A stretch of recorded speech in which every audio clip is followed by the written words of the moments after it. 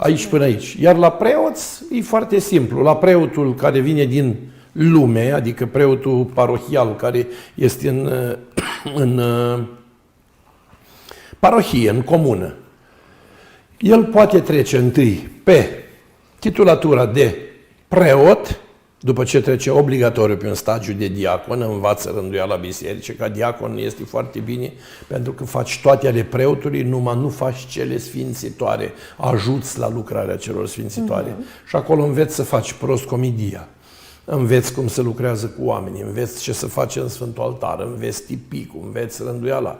Pentru că un preot trebuie să știe multe. Deci nu numai au pus veșmintele pe el și lumea îi pupă mâna. El trebuie să știe exact toate rânduielile de cult, toată administrația, Consiliul Parohial, treburile parohiei, cine moare, cine trăiește, cine se naște, cine se sfințește, cine se spovedește, ce e în cimitir, ce e pe teren, ce secte sunt în zonă.